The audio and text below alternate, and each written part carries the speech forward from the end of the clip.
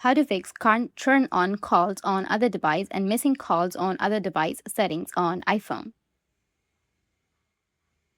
So first, you need to make sure that your iPhone and other Apple devices like iPad, Mac, etc. are compatible with the calls on other device feature. And your iPhone should be running iOS 16 or later. Open your settings on your iPhone, then tap on the name at the top to access your Apple ID settings. And make sure that you've signed in with your Apple ID.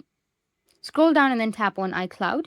Tap on See All, which will be on the right side. Scroll down and make sure to enable phone and FaceTime application. If this is already enabled, then disable it and enable it back again. Go back to the settings again and scroll all the way down. Tap on apps. And here you will find FaceTime. You need to tap on FaceTime. Ensure that you're signed in with the same Apple ID and press and hold the power button and the volume button on your newer models until the slide to power off slider appears, and drag the slider to turn off your phone. After iPhone turns off, press and hold the power button again until you see the Apple logo. Restart your other devices similarly. After that, your problem will be solved. If you found this video helpful, hit the subscribe button and thanks for watching.